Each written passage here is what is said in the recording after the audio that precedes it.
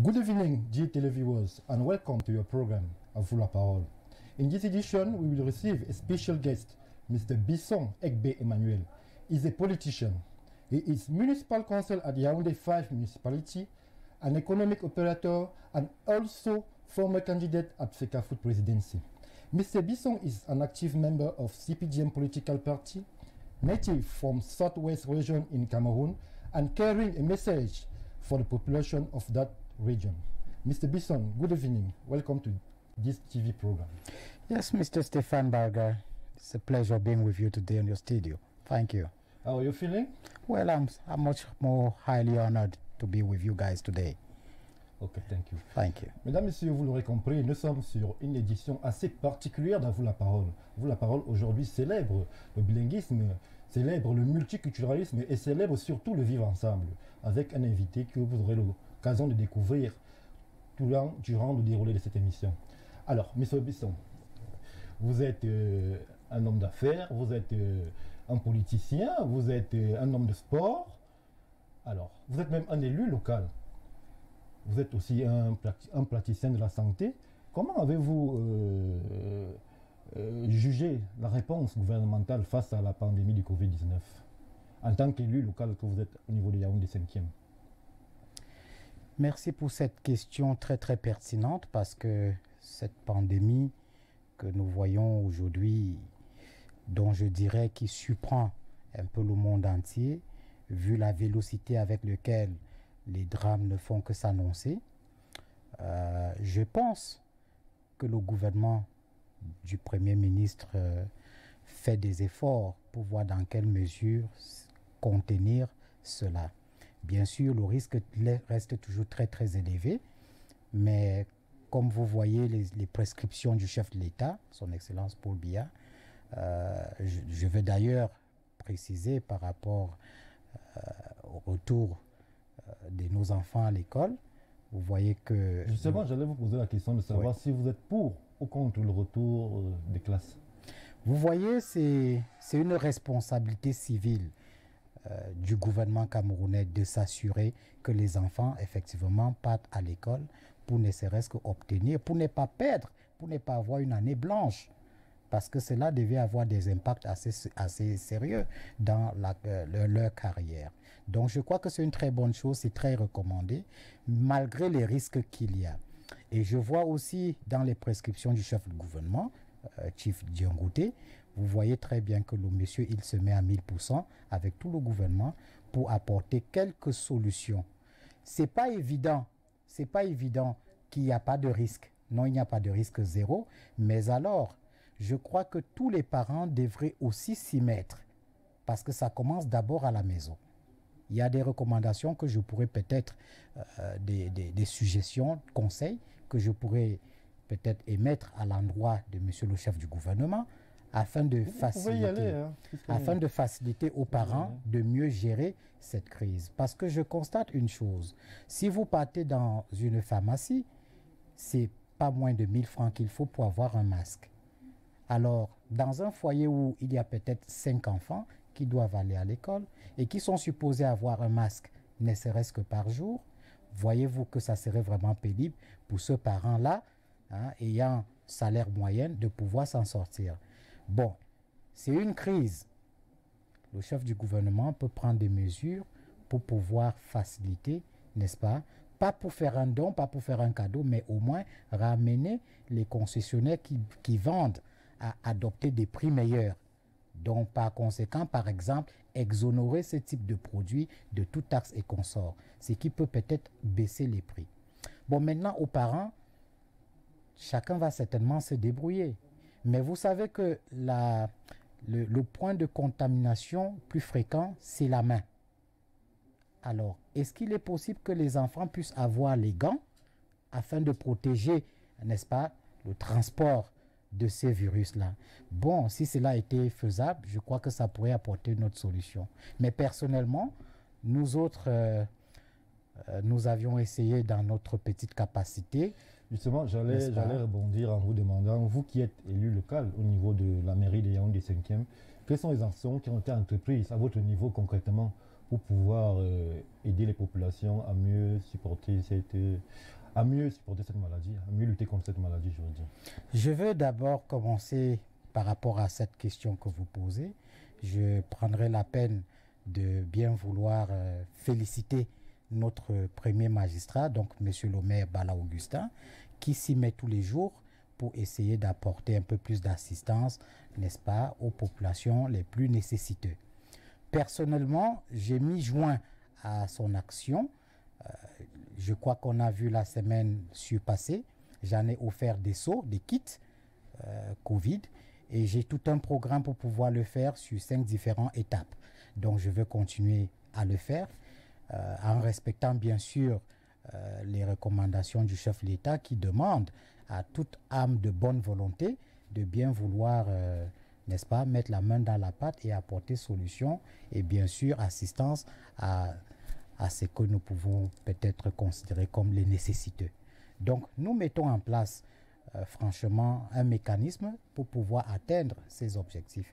D'ailleurs, dans Yaoundé 5, si vous voyez au niveau de nos hôpitaux, qui sont dans l'arrondissement de Yaoundé 5, je crois que le rapport par rapport au Covid est très, très raisonnable par rapport à ce que nous entendons un peu ailleurs. Mais je passe aussi par là pour remercier le maire de la ville, M. Luc Atangana, merci, parce que ça ne se voit pas très vite les actions que le maire de la ville a déjà posées. Ça ne se voit pas très vite.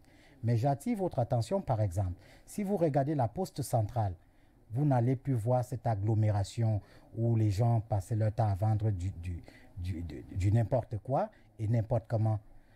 Ça a évité un peu, il a mis de l'ordre et très calmement, sans faire de bruit vraiment, sans incident, n'est-ce pas?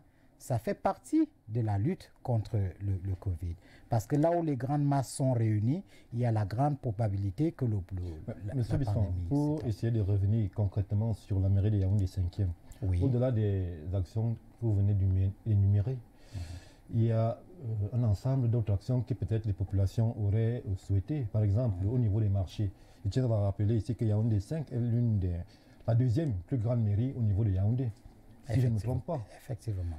Est-ce que vous avez essayé de voir peut-être comment vous pourriez réduire peut-être la taxe communale au niveau des marchés, l'impôt communal? Est-ce que vous avez essayé de pouvoir, de façon économique, si je peux m'exprimer ainsi, essayer de pallier aux problèmes de ces populations-là, au-delà des seaux et des masques que vous avez offerts? Merci pour cette question très pertinente. Je dois d'abord vous dire que je ne suis qu'un conseiller municipal. Il y a les magistrats municipaux, donc les maires, qui essayent de mettre en place un mécanisme efficace, fiable et direct pour pouvoir traiter effectivement ces histoires de Covid-19 qui endeuillent, n'est-ce pas, une partie de nos populations. Bon, pour y revenir à votre question, nous allons avoir certainement des sessions dans lesquelles ces genres de questions vont être évoquées, mais vous savez que l'État elle-même, le gouvernement elle-même a pris des mesures pour pouvoir accompagner les opérateurs économiques et les hommes d'affaires, les entreprises, afin de leur dire que bon, vous n'allez pas payer vos impôts pendant tel nombre de temps. Voyez-vous, la commune de Yaoundé 5 n'est qu'une petite maillon dans la chaîne gouvernementale. Donc, elle est soumise à respecter les décisions prises par l'hierarchie, n'est-ce pas, que ce soit l'hierarchie politique ou administrative. Bon, maintenant, on va avoir des campagnes de sensibilisation certainement que l'autorité, n'est-ce pas, magistrale, donc M. le maire et son équipe, pourront nous demander de faire le moment venu. Et vous pensez que les Camerounais ont réellement pris conscience de la dangerosité de cette pandémie du Covid-19? Vous qui êtes au contact des populations, vous voyez, vous sentez la prise de conscience des Camerounais, ou bien les populations continuent à penser que c'est un mal venu d'ailleurs ou une invention des Blancs, comme on dit? Particulièrement, je veux d'abord féliciter, n'est-ce pas, nos populations à Yaoundé 5, parce que vraiment, je vous donne par exemple, n'est-ce pas, vous ne pouvez pas aller à la Sonnelle payer vos quittances si vous ne pouvez même pas entrer si vous n'avez pas de masque. Voyez-vous? Donc, il y a des structures. Je prends par exemple, c'est un grand surface comme Dove, n'est-ce pas? Vous ne pouvez pas entrer si vous n'avez pas de masque. Je crois que la sensibilisation a atteint son objectif. Mais bon, il y a toujours des brebis galeux. Ça ne manque pas. L'OMER, d'ailleurs, en a pris la peine dès le départ de cette crise pour aller jusqu'aux couches démunies, n'est-ce pas? Les mototaxis, les Bayam Selam, n'est-ce pas? Il a donné gratuitement les masques à ces couches-là, parce que ce sont ces couches-là qui sont en contact permanent avec l'usager tous les jours. Mais je vous assure que, bon, donner juste masque à quelqu'un, au bout de 2-3 jours, ça y est, c'est fini. Il a jeté quelque part, il en a encore besoin, n'est-ce pas? Et la mairie, je ne pense pas, ne dispose pas des fonds nécessaires pour pouvoir. Mais par rapport à la sensibilisation, des fortes campagnes ont été faites. Nous avions, et nous le faisons encore. D'ailleurs, l'une des campagnes plus importantes, ça va commencer là bientôt, où moi-même personnellement, je prévois attribuer à titre de don quelques seaux dans certains établissements afin de permettre aux enfants, n'est-ce pas, ça fait partie de la sensibilisation. D'accord. Est-ce que vous, en tant que citoyen, vous estimez que les mesures ont été levées trop vite? Est-ce qu'on a trop vite déconfiné? Est-ce qu'on est passé, on n'a pas trop vite permis aux bars de pouvoir opérer au-delà des 18 heures? Est-ce que ces mesures, est-ce qu'on aurait pu attendre encore un peu, vu la dangerosité de la pandémie? Je ne veux pas me mettre à la position de juger les actes et les décisions du chef de l'État, n'est-ce pas? Je me vois J'interroge le citoyen. Je comprends très bien, mais vous savez, c'est une décision qui a été prise, n'est-ce pas, par le gouvernement. Alors c'est très dangereux. Je pense que s'ils ont mesuré la température et qu'ils ont compris qu'il fallait alléger, parce qu'au fait, c'est pas toutes, n'est-ce pas, comment je dirais, c'est pas toutes les mesures qui ont été levées. On a juste allégé. Bon, maintenant, si on a allégé, c'est pour effectivement permettre, je dirais même, excusez-moi le terme, c'est pour permettre aux paresseux qui avaient vu en ces mesures-là une moyen pour ne plus travailler, par exemple. Vous partez dans un service public, ben, quelqu'un n'est plus au bureau parce qu'il y a eu ces mesures-là. Alors, aujourd'hui, vous partez, vous pouvez vous faire servir dans un service public. Donc, ça a eu place. Et je crois que, comme je l'ai dit très bien, je pense très bien que le gouvernement a mesuré la température avant de pouvoir alléger, n'est-ce pas, les différentes recommandations qu'ils avaient émises. Alors, je pense que c'était une bonne chose de pouvoir redonner la possibilité aux gens de prospérer. Et puis, vous savez, psychologiquement, il est possible de tuer quelqu'un avant qu'il ne meure. Parce que, en effrayant quelqu'un beaucoup, ben, n'est-ce pas, les gens sont confinés et ils n'ont aucune activité qui les rapporte quelque chose. La question, M. Bisson, n'est pas de nous apaisantir ici sur le volet économique. La question est celle de savoir, vu le taux d'infection qui ne fait qu'augmenter, s'il était judicieux de mettre en place ces mesures. Nous passons chaque jour d'un taux inférieur à un taux un peu plus supérieur. Chaque jour, le ministre de la Santé communique dessus. Est-ce qu'il était vraiment judicieux de déconfiner légèrement, comme vous l'avez dit? Monsieur Stéphane Barga, permettez-moi de vous le dire, que nous ne devons pas nous voiler la face, je vous en prie. Je pense que d'ici septembre, on ne serait pas surpris, parce que le corona n'est pas une affaire qui va disparaître, n'est-ce pas, rapidement. Non, non, non, pas du tout. Les gens, ceux qui sont conscients des dangers, vont prendre des précautions. Je vous rappelle que le VIH, par exemple, le sida, quand on a découvert, mais si vous avez rapidement oublié, mais non, c'était une catastrophe.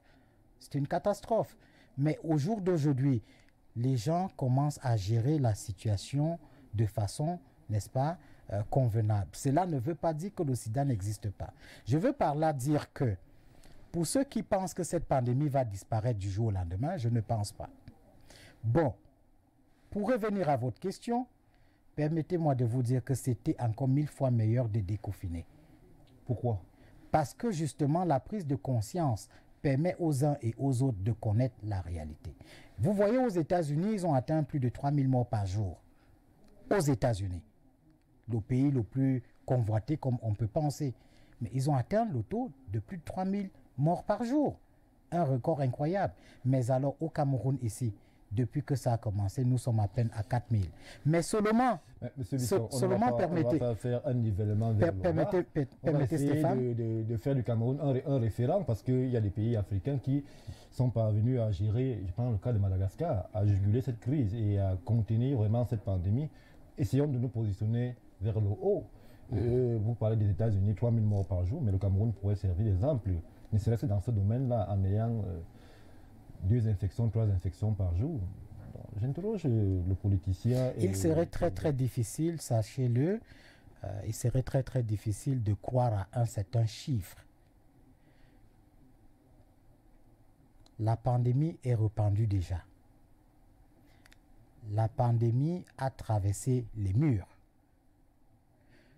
Personne aujourd'hui ne peut dire avec certitude que dans, par exemple, Yaoundé 5, il n'y a que 10 ou 100 contaminés. Où sont même d'ailleurs les kits pour pouvoir faire des tests, pour faciliter aux uns et aux autres faire les tests? Combien de kits disposons-nous? Je parle là des statistiques, je parle de la réalité. Alors c'est pour vous dire que le plus les uns et les autres comprennent que cette pandémie existe et elle existe réellement et font des efforts pour pouvoir le contenir, pour pouvoir se mettre, n'est-ce pas, à l'abri de pouvoir le choper, le plus nous aurons les meilleurs résultats peut-être d'ici septembre. Parce que pendant que les gens pensent que ça ne prend que 14 jours pour que ce virus se déclenche et qu'on sort, moi je ne pense pas, parce que nous avions des peaux très résistantes chez nous ici en Afrique, en particulièrement à Yaoundé 5, je le dirais d'ailleurs. Voilà, merci pour cette petite blague, n'est-ce pas? Mais oui, bien sûr. Alors, si vous regardez là dehors actuellement, beaucoup de gens ont la grippe. Mais on a toujours eu l'habitude d'avoir la grippe. Quand il y a la saison des mangues, la saison des prunes, la saison du maïs, on sait que généralement, il y a un peu la grippe qui tourne autour de là. Mais aujourd'hui, ça risque de se confondre entre cette grippe-là et le corona. Bon, c'est pas pour vous dire qu'elle n'existe pas. Elle existe bel et bien. J'interpelle justement les téléspectateurs à comprendre que nous devons tous faire des efforts à notre niveau pour pouvoir, n'est-ce pas, éviter une contamination. Parce que les chiffres, certainement, d'ici peu, vont peut-être aller 2 ou 3 fois plus que les chiffres que nous voyons maintenant. Merci. Merci, M. Bisson, pour votre point de vue au sujet de cette pandémie qui, malheureusement, continue d'endeuiller beaucoup de familles camerounaises. Alors, nous allons passer à toute autre chose. Nous rappelons que vous êtes un homme multicasquette. Nous allons nous rapprocher un peu du milieu du sport. Vous êtes vice-président du Tonnerre Kalara Club de Yaoundé. Comment se porte le Tonnerre? Bien, merci pour cette question. Le Tonnerre Kalara Club est vivant, comme d'habitude. Le Tonnerre Kalara Club, dans la prochaine saison, est maintenu d'ailleurs en Ligue 1. C'est un maintien réel ou un maintien de fait? Parce que la saison n'est pas terminée et le Tonnerre n'était pas si bien classé que ça, M. Bisson. Je m'en tiens aux informations. Vous profitez de la situation au Tonnerre? Bien, dire que profiter de la situation, je dirais non. Je pense que les différentes instances de la FECAFOOT savent comment ils ont planifié les choses, n'est-ce pas? Justement, le Covid n'a pas pu permettre à ce que dans le monde entier, toutes les différentes compétitions sportives puissent prospérer. Alors les mesures qui ont été prises, c'est dans le sens de pouvoir permettre à ce qui a déjà existé de pouvoir se pérenniser et pour qu'il y ait une suite. Donc, je m'aligne aux décisions prises par les instants de la FECAFOOT. Vous pensez que, parce qu'à titre d'information, nous rappelons que le championnat allemand a repris, le championnat espagnol reprend le 12, le championnat italien c'est dans quelques jours. Vous pensez que ces pays-là sont moins touchés par le Cameroun, ceux qui ont décidé de reprendre, et que c'était une décision tout à fait judicieuse pour la FECAFOOT de suspendre complètement le championnat? Je ne vais pas juger l'action de Monsieur le Président Mbombo Njoya Seydou. Je ne veux pas juger. Je pense qu'il a ses raisons. Je pense que la FECAFOOT a ses raisons. Il est question de moyens. Les questions de moyens. Ce pays dont vous appelez dispose de tout type de moyens dont nous n'avions même pas un quart. Vous comprenez un peu? Ils sont capables de dire allez jouer dans un stade vide, mais les supporters et autres payent en ligne, ils voient en ligne. Ici, on n'a pas encore ce mécanisme-là. Bon, et en plus de ça, vous savez, on ne peut pas se mesurer avec des pays non, comme l'Allemagne et consorts. Ça, c'est se voiler la face. Je pense que le président de la FECAFOOT, vu la température de la chose, a pris certaines mesures. Et j'en suis sûr qu'avant qu'il ne prenne ces mesures-là, il a dû constater qu'on s'est concerté avec son hiérarchie, certainement, avant de prendre ces mesures. Mais de toutes les façons, d'ici peu, si la température revient à la normale, ou encore un tout petit peu avoisinant, peut-être que les choses iront mieux. Là, vous estimez une décision administrative de monsieur le président de la FECAFOOT. Qu'en est-il des joueurs? Les joueurs détournés, par exemple, dans cette période, qu'est-ce qu'ils deviennent? Ils ont des chats, ils ont des familles, ils sont toujours payés, ils ont des primes. Comment ça se passe au niveau détourné? Parce que la saison n'est pas allée jusqu'au bout et les joueurs sont à la rue pratiquement, ils ne s'entraînent pas. Comment est-ce que le tournoi gère la pandémie du Covid-19? Je ne veux pas dévoiler ici publiquement, n'est-ce pas, le fonctionnement, permettez-moi s'il vous plaît. Je ne veux pas dévoiler ici, chaque équipe, n'est-ce pas, a sa façon de se gérer. Je ne veux pas dévoiler ici, je n'ai pas qualité de dévoiler si c'est le président Essoumba, oui. Mais je dirais tout simplement que compte tenu de la situation, nous sommes obligés de respecter les consignes prescrites par la tutelle, qui est la FECAFOOT. Nous sommes obligés. Les joueurs eux-mêmes, ils connaissent les contrats qu'ils ont, ils connaissent les obligations qu'ils ont et ils font face à la situation. Ce n'est pas une situation jolie, non, pas du tout. Pas du tout. D'ailleurs, je veux devoir saisir l'occasion ici pour pouvoir féliciter nos joueurs qui se comportent d'ailleurs de façon formidable. Merci. D'accord. Vous avez précédemment évoqué la FECAFOOT. Je tiens à rappeler à nos téléspectateurs que M. Bisson Emmanuel a été candidat malheureux à la dernière élection à la présidence de la FECAFOOT.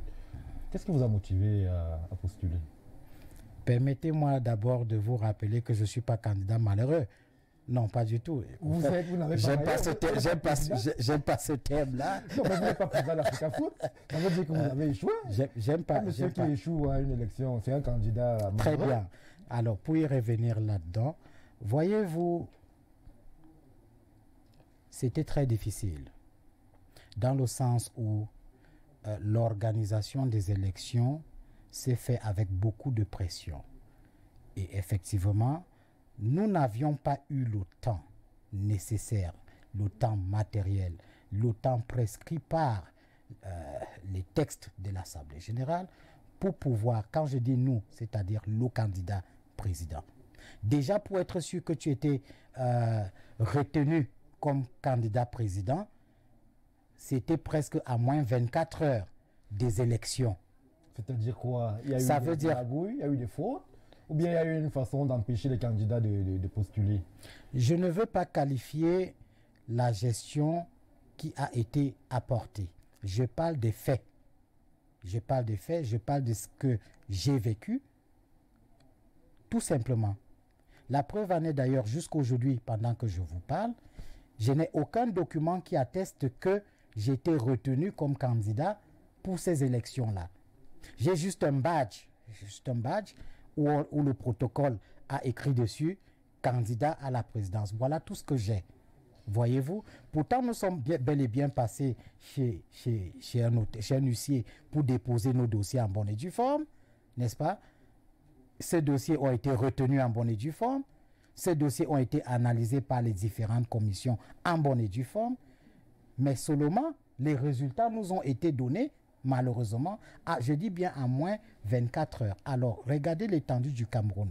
À moins 24 heures, dites-moi, quelle magie allez-vous faire pour aller faire campagne sur l'étendue du territoire? Alors, à cause de cela, j'ai jugé utile de m'abstenir. Vous avez désisté au dernier moment? De m'abstenir, parce que le désistement est autre chose. Je m'abstiens parce que vous étiez candidat à une élection à laquelle vous n'avez pas battu campagne. Si on se comprend bien. Vous comprenez donc? Alors, où est-ce qu'on va? Ça vous nous le dire. Alors, moi, j'ai privilégié la paix. J'avais privilégié la paix parce que vu l'organisation, vu la pression même que le bureau, n'est-ce pas, du président Api, n'est-ce pas, pour pouvoir respecter les délais et consorts, vu les différentes pétitions, n'est-ce pas, qui ne faisaient que tomber de part et d'autre, m'en ajouter à ça, ça devait être catastrophique, surtout étant donné que j'étais l'unique candidat anglophone. Il suffirait en ce moment-là que je puisse prendre le micro pour chanter, pour dire, écoutez, il y a... alors, ça devait créer un autre scandale. Être un candidat anglophone ne fait pas de vous un candidat particulier. Vous êtes Camerounais, ça veut dire que vous êtes libre de postuler si vous en avez la qualité à toutes les élections qui sont organisées dans votre pays, le Cameroun. Être anglophone, c'est Camerounais, vous êtes Camerounais. Alors, moi, je vais parler là-dessus. Monsieur Mbombo Njoya a été élu. Comment percevez-vous ces premiers mois à la tête de la présidence de l'Africa Foot? Bien, déjà, je crois qu'il respecte les textes. Il a convoqué l'Assemblée générale, l'Assemblée extraordinaire. Il essaye, malgré la situation qui n'est pas très facile, parce que le football, c'est les moyens. Je pense, quand je regarde ce qui se passe, je sais qu'il espère avoir assez de moyens et peut-être ces moyens ne sont pas encore à sa disposition. Alors, il gère avec ce qu'il peut avoir, ce qui est d'ailleurs très difficile. Bon, il est bien vrai aussi que dans son propre programme de campagne, ce qu'il avait prévu, ce qu'il avait proposé, n'est-ce pas, je ne suis pas encore en train de voir cela, n'est-ce pas? Donc, je ne sais pas quelles sont les raisons pourquoi ça ne fonctionne pas vraiment, mais vous allez voir que la saison dernière, on a fait une saison comme le Cameroun ne l'avait jamais eu. Même celle-ci aussi, c'est vrai que le Covid va être considéré comme prétexte, et c'est vrai. Donc, attendons voir la saison prochaine. Et on pourrait porter... Que répondez-vous, M. Bisson, à ceux qui pensent, au sein même du mouvement sportif camerounais, que M. Mbombo Njoya n'est que le porte-sac d'un célèbre footballeur nouvellement retraité? Bon, étant donné que vous ne nommez pas ce célèbre footballeur, vous ne le nommez pas, ce n'est pas à mon endroit de nommer. Mais je veux vous dire une chose. Le lobbying dans le football, ça existe. Personne ne peut s'asseoir comme président de l'Africa Foot s'il n'a pas un lobbying fort. Vous comprenez? Avoir un lobbying ne veut pas dire être un panthère. Attendez. Et il n'est pas exclu, s'il vous plaît, il n'est pas exclu que quand c'est possible que quelqu'un puisse faire, je ne sais pas, prendre contact avec des potentiels maillons du football camerounais pour qu'ils apportent, quel qu'en soit leur soutien ou leur idée. Il n'est pas exclu. Il n'est pas exclu. Mais aller à dire que M. Mbombo Njoya devient le larbin, je crois que c'est un manque de respect. Parce que M. Mbombo Njoya est un monsieur qui a une certaine qualité. Okay. Et aussi, cet individu dont vous parlez, entre guillemets, dont vous ne voulez pas nommer, c'est un monsieur de prestige fort. C'est un monsieur qui aime son pays. Parce que je pense connaître la personne dont vous faites allusion. Et ce n'était pas mal si cet individu-là, qui se battu beaucoup d'ailleurs, on a vu dans les médias le fait qu'il essaye de faire une certaine médiation avec le président de la CAF, le président de la FIFA, pour que nous ayons les différentes compétitions que nous devions avoir. Alors ça veut dire que c'est un maillon fort, n'est-ce pas? Et il ne fait que faire du bénévolat pour pouvoir permettre au football camerounais de prospérer. Alors je ne mérite pas que les gens continuent à traîner ni le nom, ni l'image, ni la personnalité de ces bienfaiteurs. Nous devons encourager les bienfaiteurs parce qu'ils sont très rares. Et celui-là, c'est un bienfaiteur hors pair. C'est un message qui devrait être passé au sein de l'appareil et du mouvement sportif camerounais, surtout au sein de l'Africa Foot, car tous ne pensent pas comme vous. Merci pour cet éclairage sur le sport au Cameroun, sur le football. Nous avons été rejoints par notre collègue Nadège Jouguin pour la séquence des internautes. Alors Nadège, bonsoir. Bonsoir Stéphane. Comment vous allez? Ça va. Alors, je vous vois toute radieuse. Je vous laisse accompagner de notre invité, M. Bisson Emmanuel Egbe, avec qui vous aurez la charge de déployer les messages des internautes. Good evening, Chief. Good evening, Nadej. You're welcome. How are you today? I'm good. I'm happy being with you guys tonight. Thank you. Ok. Ce soir, nous allons parler des questions des internautes. Oui, Vous allez répondre par oui ou non. d'accord. Et puis la dernière question, elle est ouverte. Vous allez argumenter la dernière question. Je vous en prie. D'accord. Trouvez-vous que les Camerounais des régions du nord-ouest et du sud-ouest sont marginalisés? Non.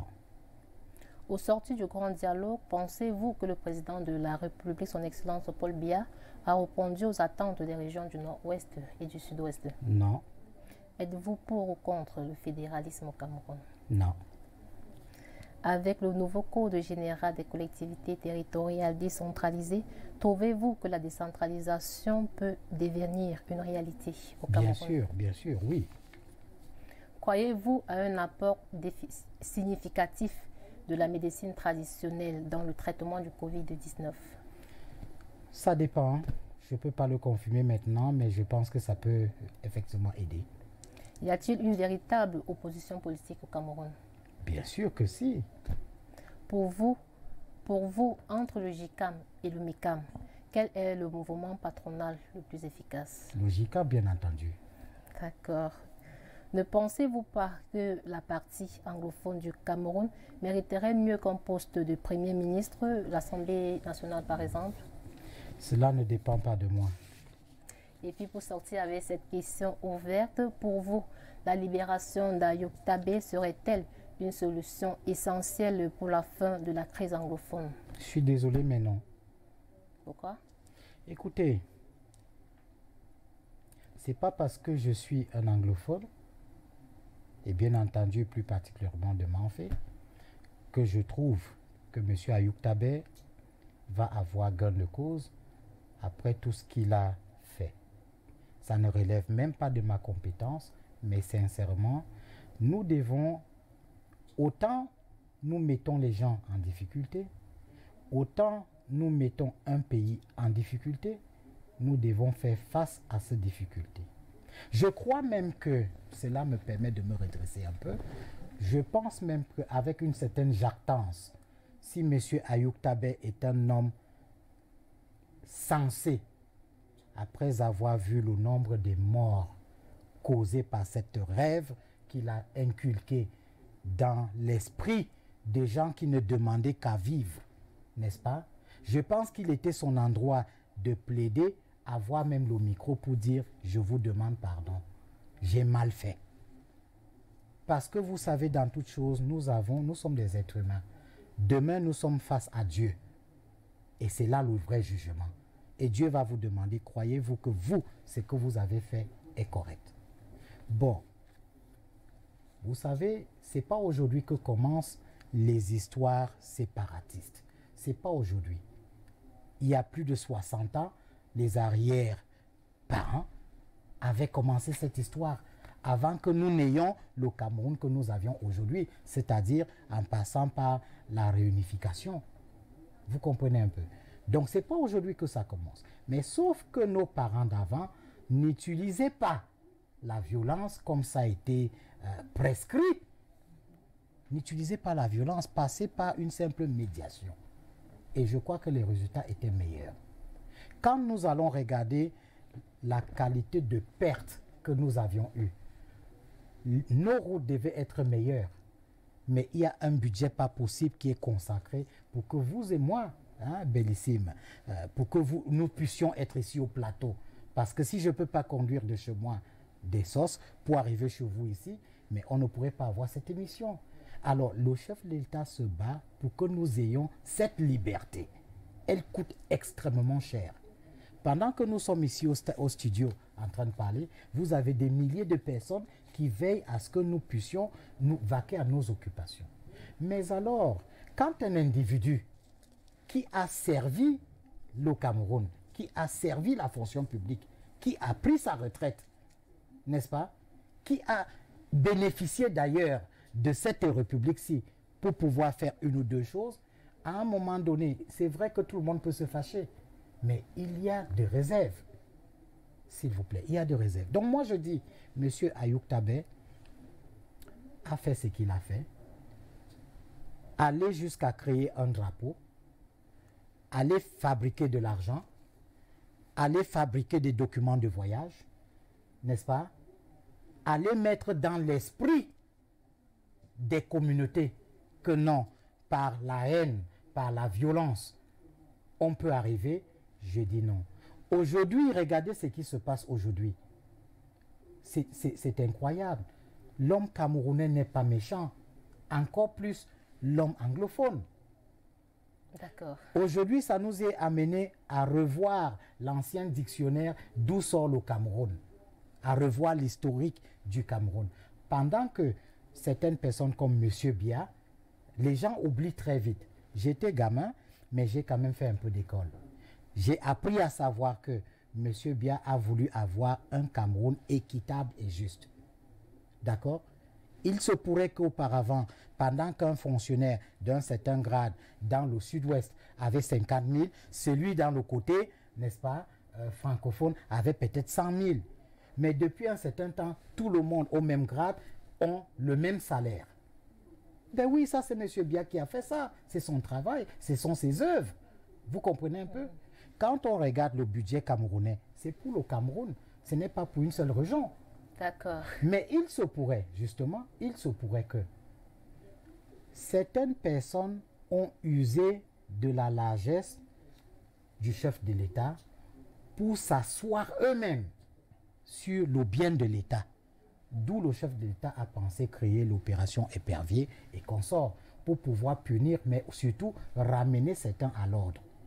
Nul ne peut se prévaloir, travailler et gouverner sans échec. Mais quand il y a un échec causé par des individus, on cherche des mécanismes pour pouvoir s'y concilier et permettre aux gens de vivre. Vous comprenez, madame?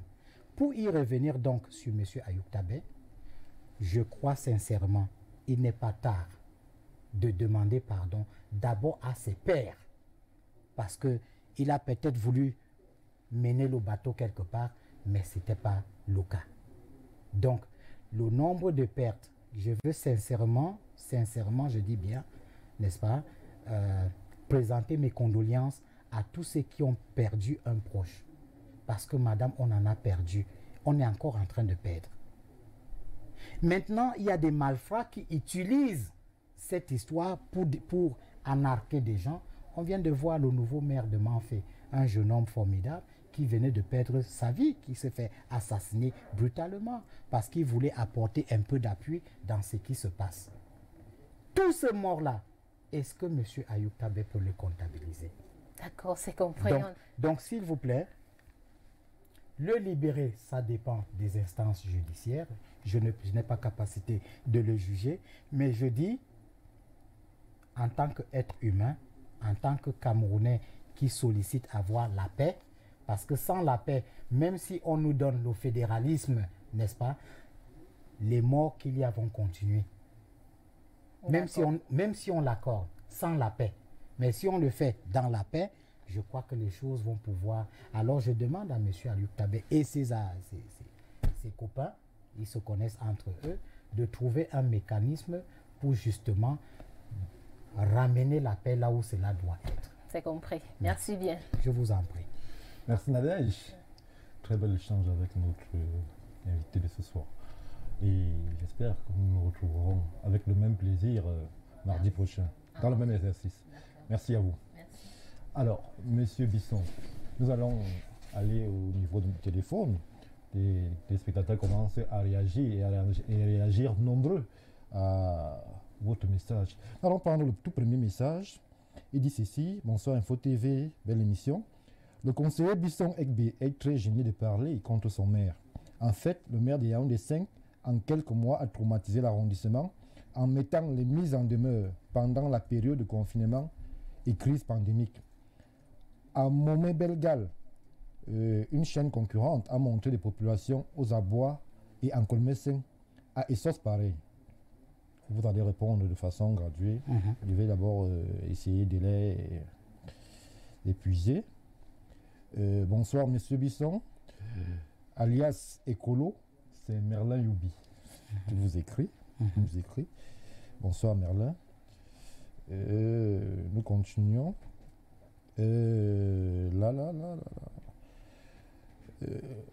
Le maire veut casser les gens dans le marécage, alors que lui-même réside dans le marécage et même aussi un autre immeuble R+3 au marécage La Vallée, rue Fouet, juste après l'église EPC.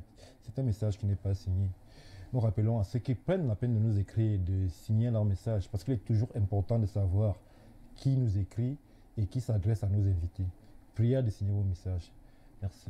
Alors, Monsieur Bisson, vous êtes interpellé là en tant que conseiller municipal qui a de la peine à évoquer son maire, son patron. Merci pour les internautes, pour les questions. Cela me prouve qu'il y a des gens qui sont en train de vivre cette émission en direct. Bien, je ne suis pas venu ici pour faire cadeau à quelqu'un. Non, pas du tout. Mais je ne veux pas non plus aussi mal parler de quelqu'un là où il fait bien. Nous parlons tout à l'heure du cadre Covid-19, n'est-ce pas? Des agitations de notre maire. D'ailleurs, je pense que nous avions eu des échanges publics à cet égard, où le maire a bel et bien promis à certains résidents que ceux qui ont des papiers par rapport aux zones où ils sont, il va devoir les considérer, mais sinon, il va continuer son travail. Je voudrais dire ici une chose très importante. Il y a une certaine animosité en l'air. Elle est due à quoi? Parce que, s'il vous plaît, parce que nous-mêmes les conseillers, nous avions vécu certaines décisions que le magistrat municipal, dont monsieur le maire, a pris sans une concertation. Personnellement, j'en ai attiré l'attention parce que c'est nous qui sommes proches de ces populations. Et que même s'il fallait prendre certaines décisions, telles que ça a été fait, je crois quand même que ça aurait été bien de nous appeler, pas en attendant avoir une session pour qu'au niveau de la session, nous prenions des décisions ou nous donnons des orientations. Mais le maire s'est assis, il a pris sa décision, il a fonctionné comme il fonctionne. Je crois aussi et surtout sur la base des instructions que lui-même aussi il a reçues. Parce qu'il se pourrait que le maire de la ville avait fait un communiqué en demandant aux uns et aux autres qui se trouvent dans des marécages de bien vouloir trouver solution ailleurs. Parce qu'il voulait aménager ce marécage-là. Bon, l'aménagement des marécages, ce n'est pas aujourd'hui que ça a commencé. Ce n'est pas nouveau. C'est pas aujourd'hui que ça a commencé. C'est pas aujourd'hui que ça a commencé.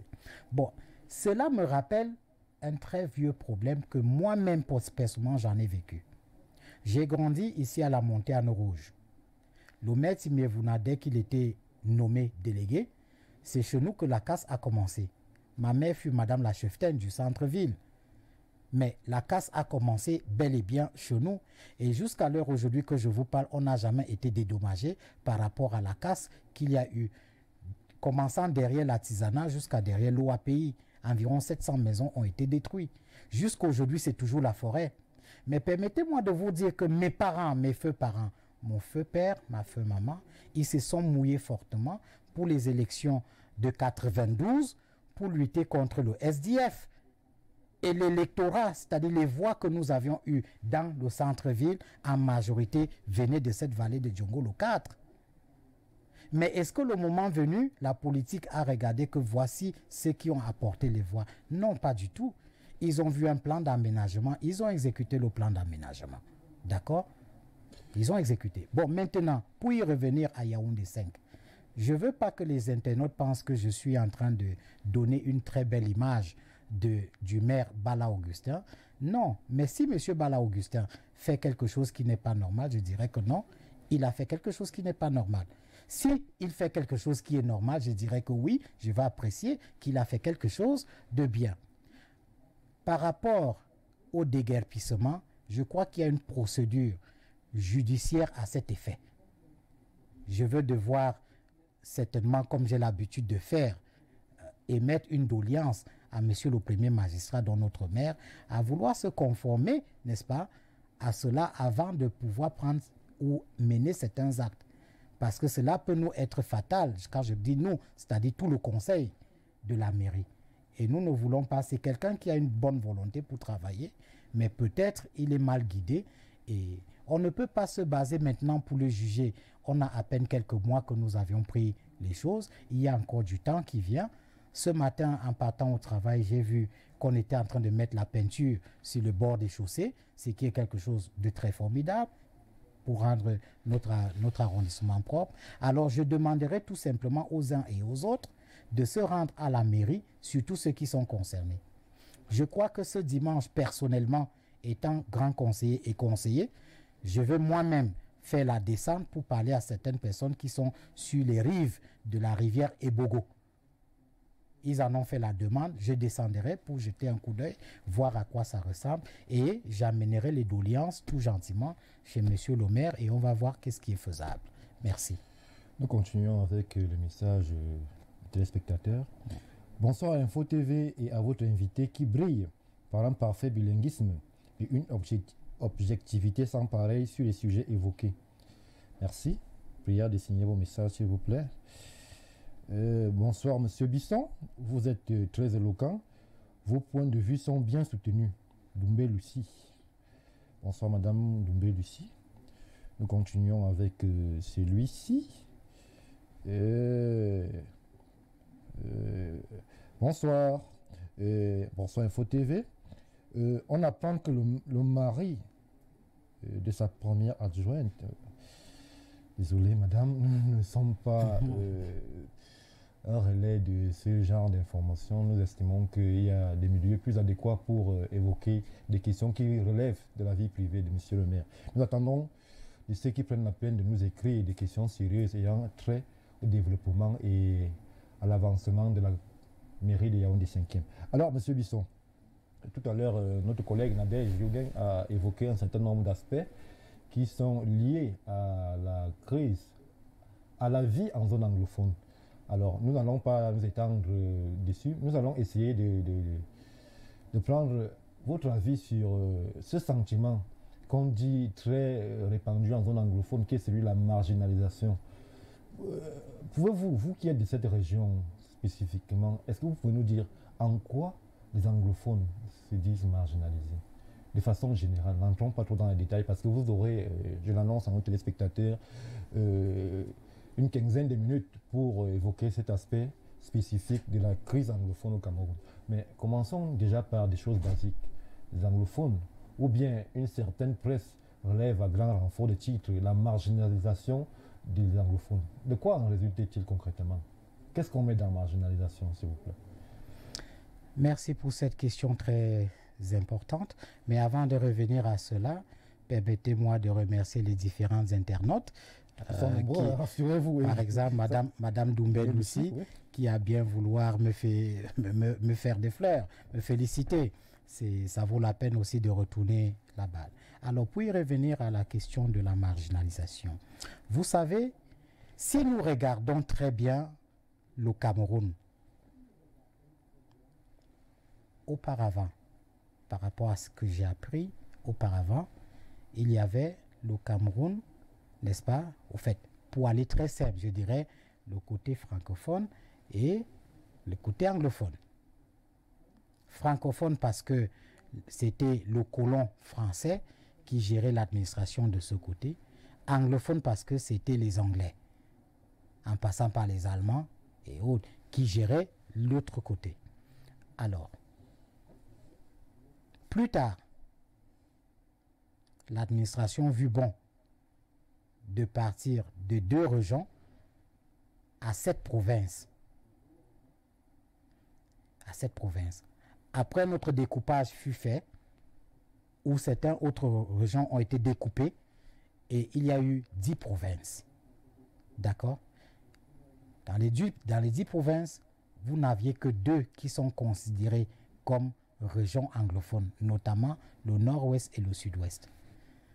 Donc, de façon très naturelle, cher ami, je crois que si je veux dire que le mot marginalisation, n'est-ce pas, elle est d'abord tout à fait naturelle. Bon, maintenant,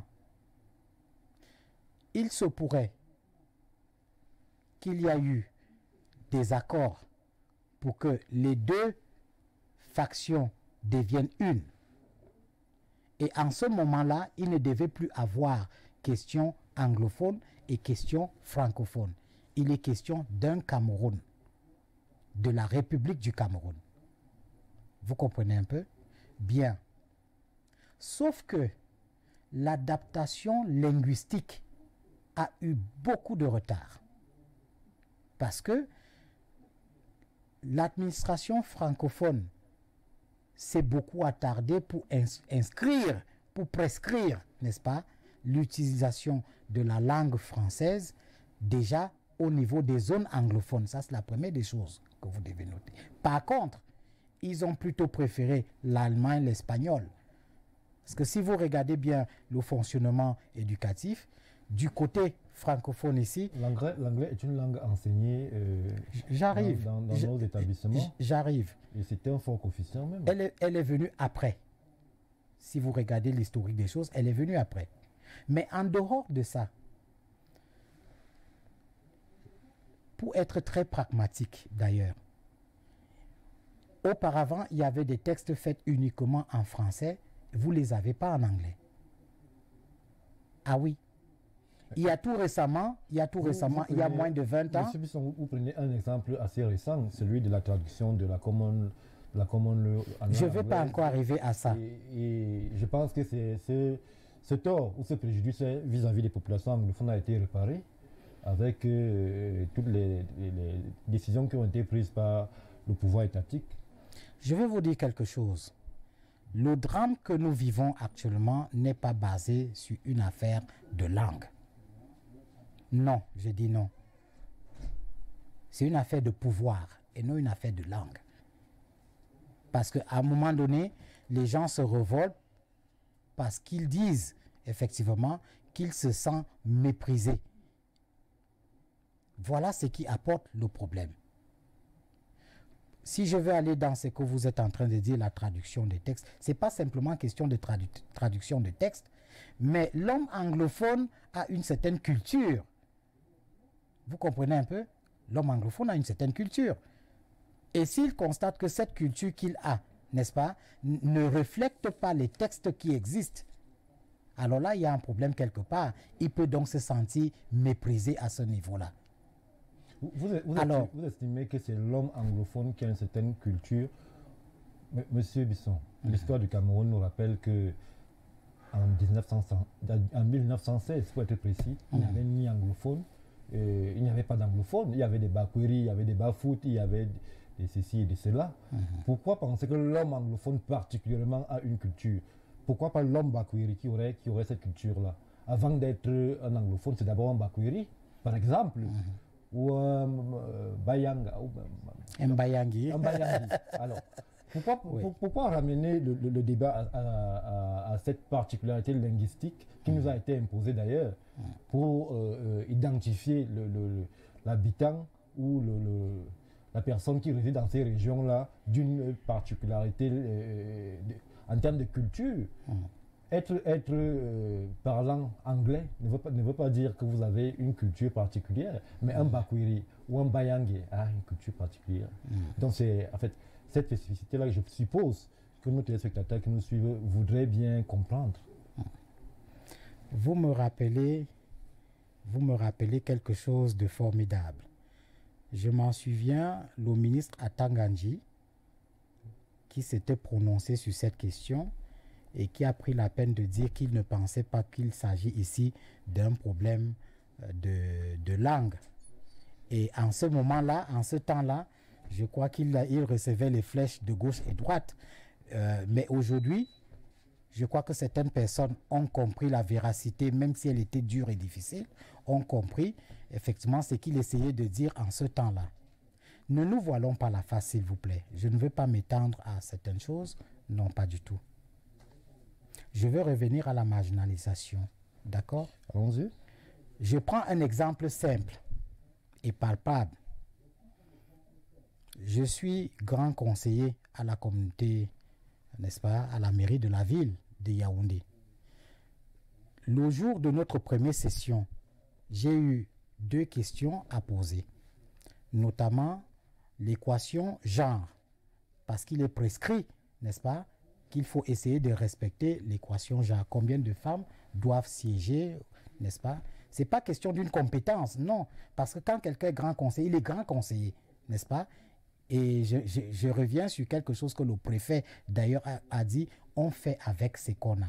Bon, pour y revenir, les textes disent que, par exemple, si le président d'une commission est francophone, son vice-président doit être anglophone. Il me paraît que nous sommes seulement 3 conseillers, 3 grands conseillers anglophones. Il y a un qui est président d'une commission, mais nous autres alors, nous sommes où? Alors qu'il y a 5 commissions. Normalement, chacun d'entre nous aurait déjà pu être ne serait-ce président ou vice-président dans une commission. Ça, c'est la marginalisation.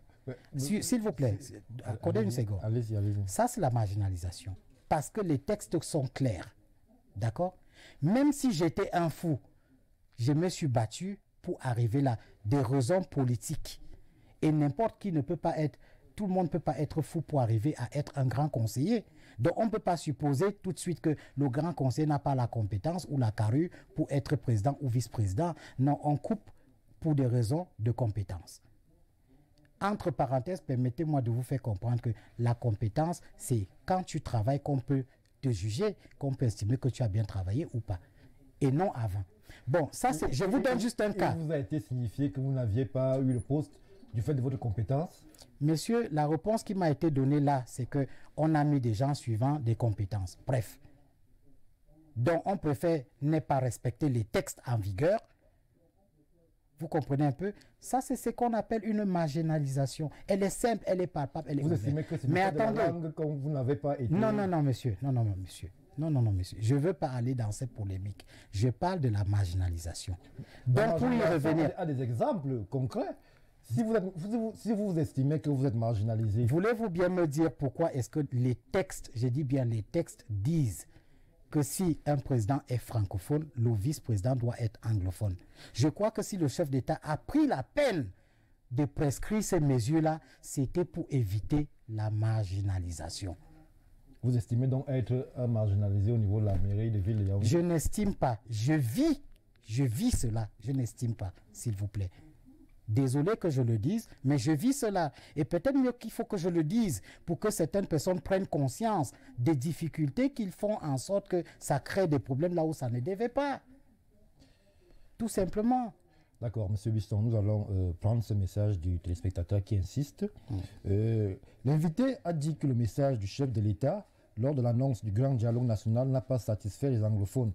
Et par ailleurs, il n'est pas favorable à la libération de Ayoub Tabé. Alors, sur quel aspect doit-on activer pour résoudre définitivement la crise? C'est M. Bellinga qui pose la question. Bon, très bien. Je crois qu'il y a un certain rubrique, comme vous avez dit tout à l'heure. Nous allons peut-être patienter, M. Bellinga va peut-être patienter, que nous arrivons dans cette rubrique-là et il pourrait peut-être suivre quelques développements. Je propose. Merci. D'accord, merci. Chers téléspectateurs, nous allons faire la première halte de cette édition d'À vous la parole très spéciale. Nous allons aller à la régie pour la page publicitaire et revenir avec beaucoup de surprises parce que cette édition d'À vous la parole n'a pas fini de dévoiler toutes ces surprises. Tout de suite.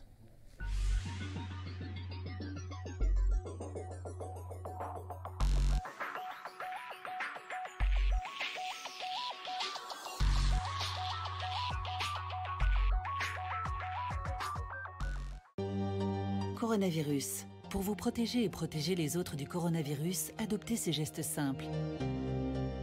Lavez-vous très régulièrement les mains ou utilisez une solution hydroalcoolique. Toussez ou éternuez dans votre coude ou dans un mouchoir. Utilisez des mouchoirs à usage unique, puis jetez-les. Saluez sans serrer la main et évitez les embrassades. Ceci est un message de la Caisse nationale de prévoyance sociale. CNPS. You will never live alone. Il était 8 h le 10 avril 2019 lorsque Vision Finance SA ouvrait officiellement ses portes au Cameroun avec, entre autres, le défi de faciliter l'accès au financement, véritable socle de création de richesse et de développement. Une année d'implantation pointue dont le bilan promet un avenir radieux. Vision Finance a pour objectif de participer à l'inclusion financière et au développement de son réseau. Et ceci par le truchement du président du conseil d'administration qui a pensé ce projet. Et aujourd'hui, nous avons financé l'économie à 98% de nos objectifs. Des nouvelles rassurantes qui méritaient de célébrer ce premier anniversaire avec faste et solennité, sans compter avec la situation sanitaire en cours dans le monde qui est venue imposer une autre réalité. Rendu à 1 an, on aurait souhaité célébrer notre anniversaire de lancement avec notre aimable clientèle et les autres prospects pour partager ensemble cette réussite, mais qui n'est qu'à son début parce que nous avons encore beaucoup à faire, nous avons du chemin. Et prenant en compte toutes les observations, les critiques, on sera toujours prêt à améliorer. Et c'est d'ailleurs dans cette optique que nous avons pensé, en prenant en compte la situation sanitaire qui prévaut et intégrant également la circulaire de la COBAC, améliorer la qualité des services par la monétique. En l'espace d'1 an donc, Vision Finance SA vient de rendre sa monétique opérationnelle. C'est à croire que cette accroche forte qui résonne encore dans la conscience collective était une véritable alerte. Nous sommes là. Nous sommes là effectivement avec nos cartes. Toutes ces cartes vous donnent déjà accès aux opérations au niveau des distributeurs de Vision Finance et de tous les distributeurs de toutes les banques CEMAC du réseau JIMAC. Un ensemble de cartes avec des solutions précises qui offrent une palette de choix aux différents porteurs, le premier choix étant celui de la dénomination. La première carte, on l'appelle Aion, c'est sa marque commerciale. Elle symbolise le rayonnement. Celle-ci, elle est destinée aux petits commerçants. La deuxième carte, c'est Essingan. Celle-ci, elle est destinée aux salariés. Je veux parler ici beaucoup plus des fonctionnaires. La troisième carte, elle, c'est Asimba. Asimba, nous l'avons appelée Miracle. La quatrième carte, c'est Diamond. C'est la carte Prestige.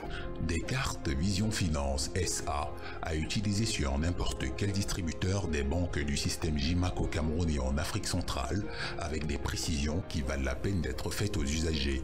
Dans le cas où un client de Vision Finance arrivait à opérer dans un GAB qui est celui d'un autre partenaire du JIMAC, il plaint directement à celui qui héberge ce GAB pour avoir une prise en charge rapide et une solution rapide, n'est-ce pas, à sa préoccupation. Vision Finance SA, spécialisée dans la finance inclusive, a fait de la communication son essentiel et est rentrée dans les habitudes de consommation des foyers avec une forte adhésion populaire aux solutions disponibles. J'ai choisi la carte Asimba qui me permet de chouquer 1 500 000 francs par semaine à tout moment, aux heures où j'ai besoin pour m'occuper de ma famille et gérer mes affaires comme il se doit. Je ne suis plus obligé de venir m'aligner au guichet et perdre les business que j'ai à faire là dehors. Avec ma carte Asimba, tout est réglé. Depuis le lancement des souscriptions des cartes à Vision Finance, nous remarquons une affluence vraiment accrue à nos guichets. Et compte tenu de la pandémie, de l'heure, nous prenons également des mesures afin de permettre à tous les potentiels souscripteurs de pouvoir souscrire en toute sérénité. Par ces temps de confinement et de distanciation sociale, l'effectivité des cartes pour les usagers actuels et futurs des solutions de Vision Finance SA était de mise. J'invite notre clientèle qui nous a fait confiance à venir massivement à nos guichets, effectivement pour souscrire à ce nouveau produit que Vision Finance a bien voulu mettre à votre disposition pour davantage être proche de vous et respecter également les conditions de distanciation sociale et notamment toutes les mesures prises par le gouvernement. Nous croyons au changement par l'effort et à l'avenir dans la finance. Nous, Vision Finance SA. Vision Finance, l'avenir dans la finance.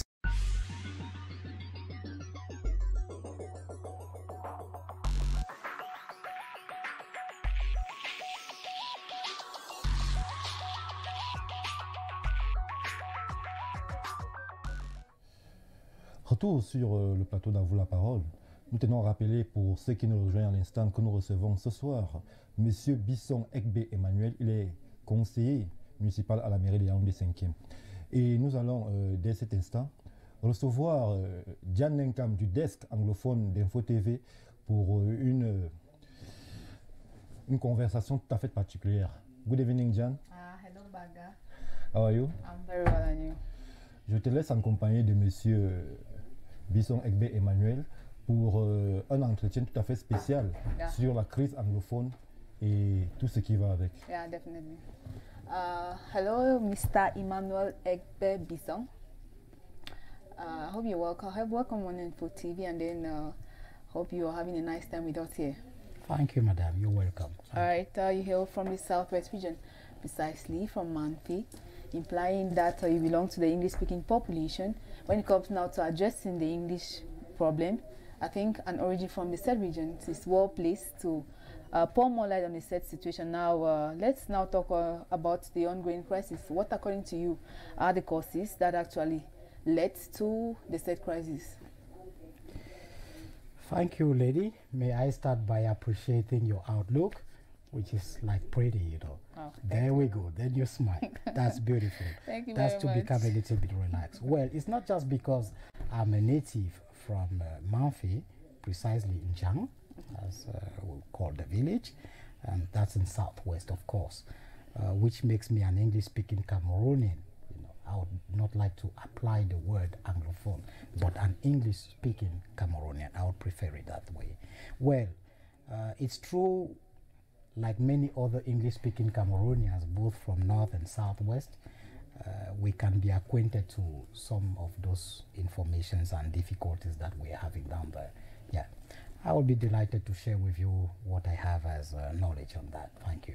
Definitely. Now, to dive directly onto the question I asked previously, what, according to you, are the causes of the ongoing crisis that has been going on for a couple of years now in that part of the country? Now, to be frank, today nobody would be able to exactly say what are the causes of this very heavy drama that we have been going through. But to the little knowledge I have, you know, the claim is that of having a new, you know, a federal system. That's the claim. That's there. People should stop turning around the claim. That's the claim that is there. Okay, the word implied, which is the federal system, I would personally say that people are searching to have a given autonomy. No. And why are they looking for this autonomy? Definitely. Because they came to discover that their brothers from the French speaking part of the country heavily embezzle, you know. There is so much mismanagement as to what they think. And there is little investment, you know, in these two regions, you know, of the country. And I think this is the cure, this is the nibble, you know, that brings people to revindicate, you know, a possibility of having an autonomous system of governing. Now, I think ever since the crisis started, the head of state, normally, he has been responding, making several calls, asking the state secessionists to deposit their weapons and then give peace a chance. But then it's still persisting as of now. How do you explain this? I would particularly say something, madam. If somebody announces a fight and you discover that citizens, you know, succumb to his demand, will you go to meet the citizens to treat with them? I would say no. You will go to meet the person who announced that, who addressed that particular issue. So in other words, the process has not been... I'm coming. I once saw over the TV, you know, a 7-man delegation over STV that announced, for example, the cessation of activities on the Mondays, for example. It would have been pretty better to put all means and measures, you know, to get in contact with these people directly so that, you know, solution could come out. But what's happening actually is people are going left, people are going right, you know, but except going towards these individuals who are obviously well known and people know exactly where they are, you know. So I would propose to the head of government, who is doing much effort, believe me. We're definitely going to get to proposals. You know? So in other words, the targets, they're not hitting a nail on the head. I think so. I think so. All right. So, and that is making the government to spend much money, you know, going left and right, looking for solutions left and right. Whereas they know exactly where the solution is. All right. Let's now talk in line with the so many solutions. Talking of the major national dialogue that just unfolded and was chaired by the Prime Minister upon instructions from the head of states. Now we're looking at possible solutions out of the said crisis from resolutions arrived at the national dialogue. I would rather want to tell you how the secessionists look at the dialogue. You know, who was round the table? Did they bring round the table the, you know, the people, the source of the problem? Did they bring them round the table or the dialogue? I don't know, because if these people were really round the table, I'm sure we should no longer be having a trouble. So I think that, and I'm sure some consultations are being done in that way, because I had spoken to the Prime Minister twice. He's a wonderful gentleman. He gave me so much advice, you know, and he opened my eyes, because I'm just a goodwill person who was trying to go in to look for better solutions. You get the point? Okay. And he is an experienced administrator, of course, yes. So the advice he gave, I tried to put into, you know, take into consideration, and I'm seeing exactly what he was trying to put me in notice, you know. Mr. Emmanuel Egbert, is what we call in that during the said national dialogue, we saw separatists dropping their weapons, showing that the target was at least hit. So in other words, you're telling us that these persons were not the right people that were to be addressed as ways to resolve the said problem. Good. May I tell you something which is very pertinent, you know. You have some few rebels out there doing, you know, putting insecurity, you know, harassing the population. You can't consider those people to be the secessionists. You have the normal secessionists, you know, the government knows them, and I'm sure they are working towards that. You get the point? So at a given junction, we have an insecurity barrier which is being caused by many different angles. Okay? It's a difficult situation to handle. Very difficult to handle. So at the end of the day, I would not want certain people to think that it's, you know, an easy situation and somebody does not want to attend or address to it. Now, to come back to the dialogue that was, the word dialogue means what it means, you know. And as we can rightly see, the head of state recently, you know, appointed two major, you know, how would I call them, two major representatives, one for the Northwest and one for the Southwest, to look onto the solutions that were gotten from the dialogue and to start implementing these solutions. I would, by the way, want to congratulate His Excellency Faye Yengo Francis, who is doing a heavy work out there with the disarmament process, going around to get some of the guns from these guys. Now, some of these children are handling down their guns, and some have vowed that they shall never do that, you know. I'm not here to judge any person. I'm looking at what is happening and what could happen after. And if possible, if I can give an advice or a solution, then I'm going to do that. All right. It's no doubt ever since the outbreak of the said crisis, there have been, of course, far-reaching consequences, both negatively or positively, as if I might say. Now, what's the gravity of the damages at stake as of now? It's uncountable. Okay. Believe me, it's uncountable. You know, a while ago, I was presenting my deep regrets and sympathy to all those, including myself, who lost, you know, members of their families. Because just for peace, do you imagine a parent who sends his child, who educates the child, who struggles for this child to become, you know, a military officer, and who sees that child disappearing without, you know, enjoying the proceeds of this child? It's very, very painful. I would want to say I thank God very much because we once more prove we are all Cameroonians. Because most of these military guys who have been killed, you know, they come from the French-speaking part of Cameroon. How would you feel that these parents feel? It's a huge damage. So when you kill someone, you are killing development. You know, when you kill someone, when you take away life from someone. But we can sit and talk together.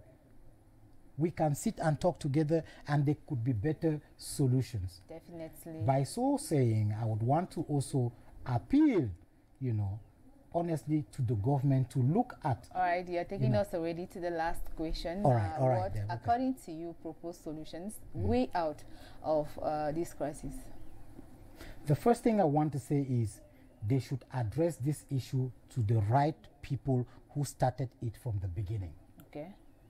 They should put in place a mechanism to bring together, maybe not in Cameroon, maybe somewhere else, but they should put in place a mechanism to bring these people, put some assurance to tell them that, yes, you guys come around the table, let's talk. I think from there something something would come out from that. Okay. You know. On the other hand, administrative wise, I just want to say what I noticed, for example, and if it could be taken into consideration, that would be fine.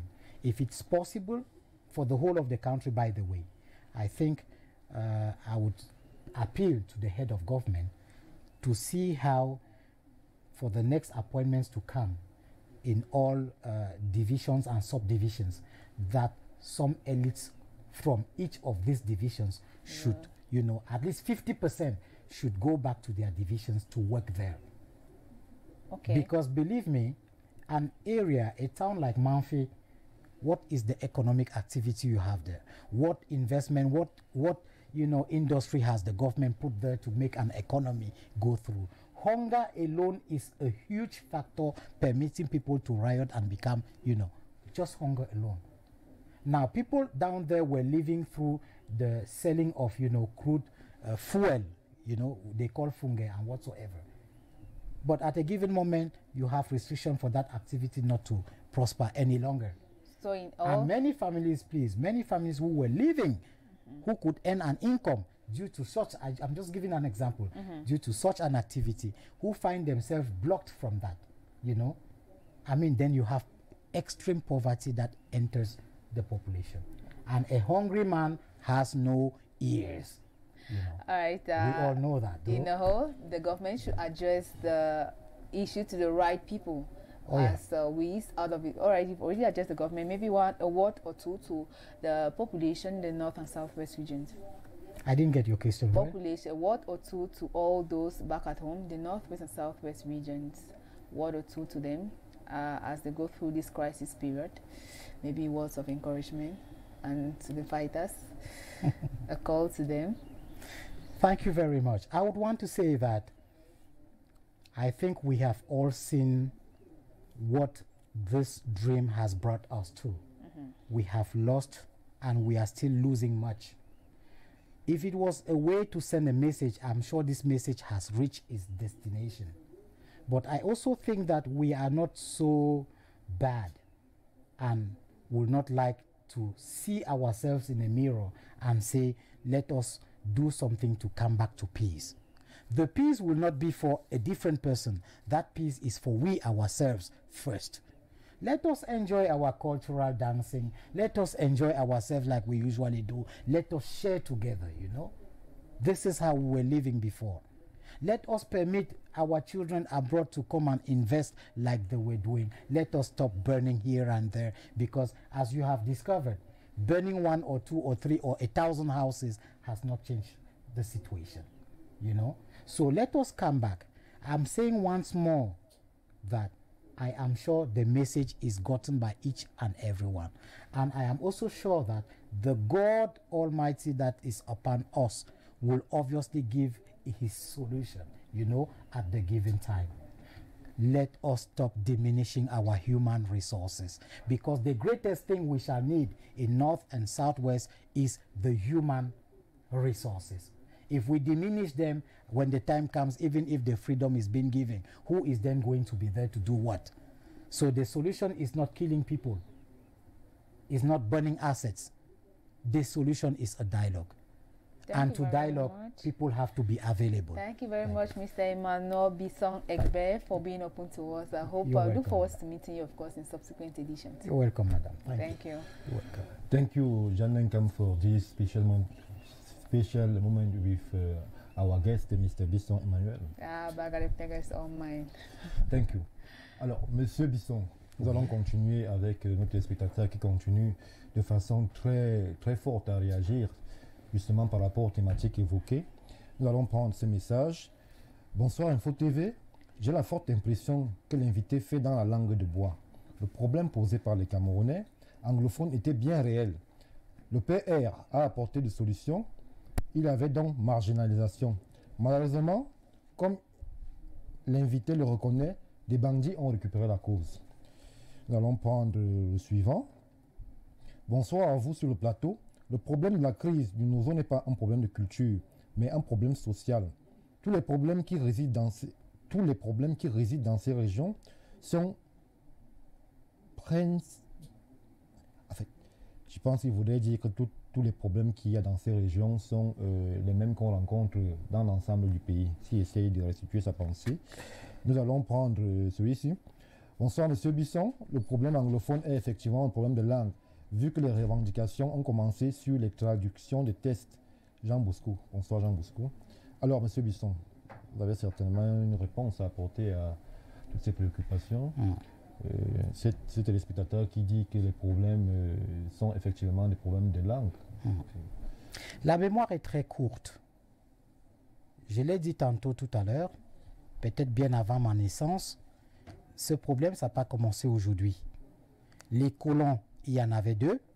Il y avait le Cameroun, n'est-ce pas, francophone et le Cameroun anglophone, géré par deux colons différents. Vous comprenez un peu? Je pense que les gens doivent apprendre à rentrer dans l'histoire des choses.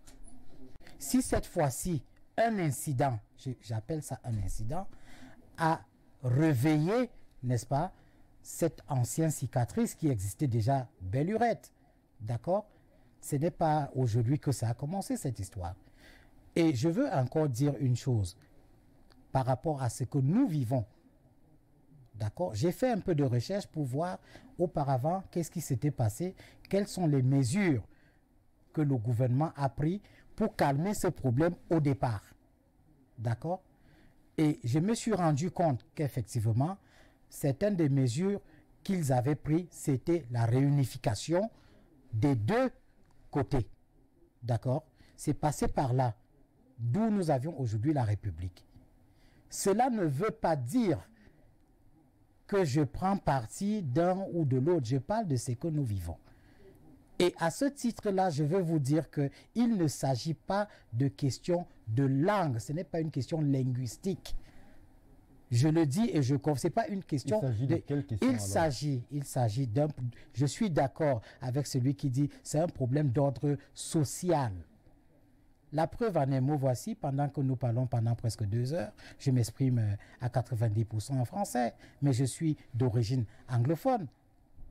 Vous comprenez un peu? Et beaucoup d'autres personnes comme moi aussi le sont. Et il y a beaucoup de francophones d'origine, mais qui s'expriment parfaitement en anglais. D'accord? Mais c'est un problème d'ordre social parce que dans la gestion quotidienne administrative, d'accord, c'est à ce niveau qu'on ressent dans la gestion financière, dans les investissements, n'est-ce pas, la répartition du gâteau national, comme je peux dire. Ça se ressent. Est-ce que vous ne pensez pas que le téléspectateur qui précise que les problèmes rencontrés, au-delà des problèmes de langue ou de culture, les problèmes rencontrés dans les zones anglophones sont les mêmes problèmes rencontrés partout dans la République du Cameroun? Problèmes de route, l'électrification, d'eau potable, ce sont des problèmes qu'on rencontre partout, même chez ceux dont vous pensez qu'ils sont les mieux lotis, c'est-à-dire les francophones. Le gouvernement a certainement un programme d'investissement. D'accord? Nous pouvons peut-être faire des observations ou des remarques par rapport à ce qui est déjà exécuter. À l'Est, personne n'a pris les armes. À l'Est, personne n'a pris les armes. Eux aussi pouvaient permettez, s'il vous plaît. Permettez, s'il vous plaît. Je disais tantôt, le gouvernement a des programmes. Chaque année, il y a des budgets qui sont votés, n'est-ce pas? Et nous connaissons à peu près le taux d'exécution de ce budget. Très souvent, on a vu des chiffres vraiment que je ne veux pas répéter ici. Mais surtout, vous allez, si vous ne vous rendez pas compte facilement, vous allez voir qu'il y a 2 régions surtout où le taux d'exécution de ce budget est très faible. Vous comprenez un peu? Alors, à ce titre-là, pour y revenir à votre question, d'accord, nous avions 10 régions au Cameroun.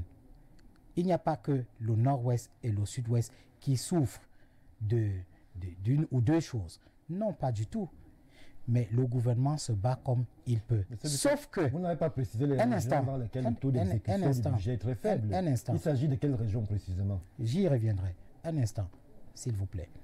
Sauf que, en ce qui concerne la zone anglophone, cette fois-ci, je précise bien cette fois-ci, il y a eu d'abord les avocats qui ont bien voulu poser des doléances pour dire, écoutez, ce document a été fait, on aimerait avoir la traduction.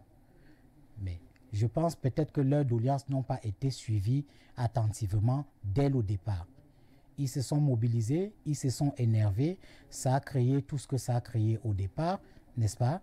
Bon, c'est revenu à la norme.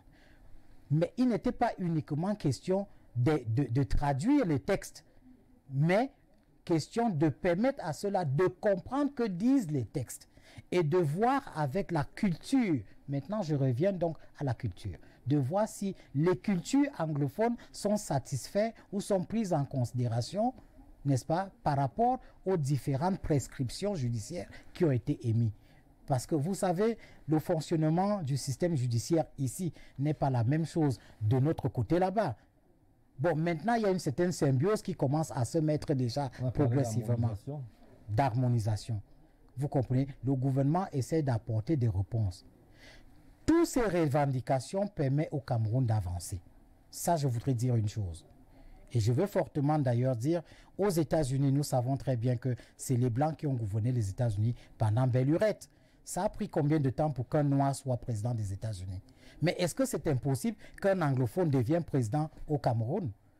Mais ce n'est pas avec le désordre que cela serait fait. Vous comprenez un peu? J'adresse justement nos téléspectateurs en disant, je pense que la bonne compétition, elle est tout simplement politique. Il faut que les gens se préparent bien. Il faut que les gens se préparent. Et pour bien se préparer, il faut même apprendre. Il faut avoir la possibilité d'apprendre. Malgré ces situations qui se passent, moi, on tire sur moi tout le temps. On dit, mais Emmanuel, toi, tu es un anglophone. Comment tu veux aller t'asseoir à la communauté urbaine de Yaoundé? Je dis, mais cher ami, je dois apprendre. Je veux apprendre.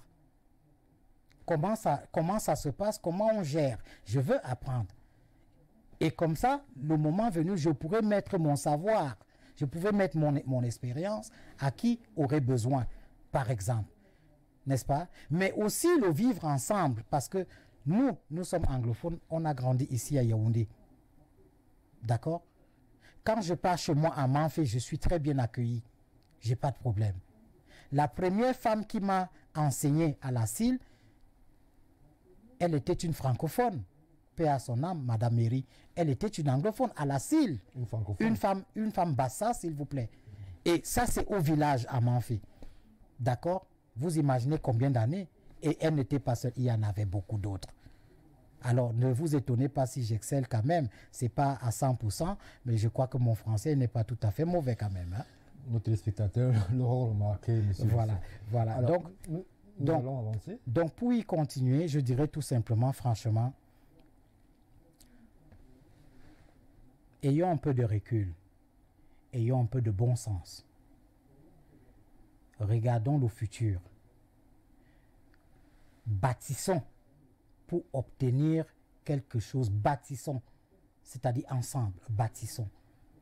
Et que ceux qui ont la capacité, ont le pouvoir à main maintenant, comprennent que nous ne sommes qu'un seul Cameroun.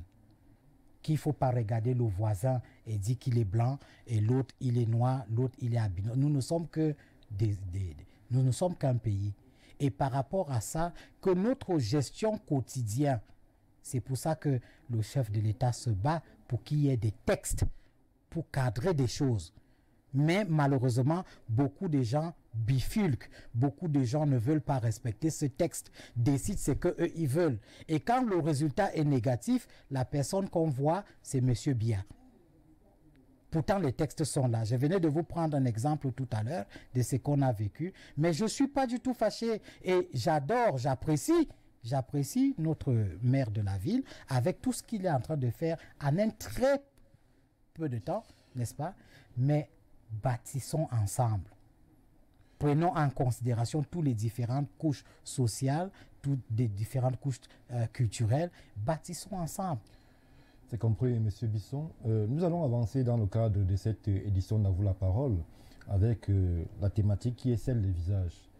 Nous allons, avec le concours de la réalisation de Ben Valls, vous présenter des visages, des personnalités connues et peut-être moins connues, sur lesquelles vous aurez à émettre une opinion brève. Et vous aurez aussi la possibilité, en dernier ressort, de pouvoir vous exprimer sur le dernier visage, qui est le visage ouvert. Alors, si Ben Valls et toutes ses équipes sont prêtes, nous allons partir avec le tout premier visage d'À vous la parole de cette édition. Le président Paul Biya. Oh là là, le Nomgui. Le Nomgui, voilà. Vous savez, je ne veux pas me mettre à la place du chef de l'État, mais je veux tout simplement demander à Dieu de nous le protéger, parce que ce monsieur a donné sa vie pour ce pays. Ça se voit et ça se sait. Les différentes crises, je ressens, si j'étais à sa place, pour avoir travaillé si dur et si longtemps pour créer un Cameroun uni, pour faire, pour donner la paix à ce beau pays, et qu'à la dernière minute, qu'on soit très critiqué, ça fait très mal, ça c'est sûr. Alors, mais comme un père, le père de la nation, il n'est pas tard. C'est un monsieur d'une jactance incroyable. Vous ne pouvez pas le juger, vous ne pouvez pas le prédire. C'est un grand leader. Comme un père, il a toutes les capacités et les possibilités. Si je pouvais faire quelque chose, j'allais lui dire, papa, je t'invite à Manfé. Prends ton hélicoptère, descends à Manfé. Personne, je vous assure, ne va lui tirer, jeter une tomate au corps. Personne.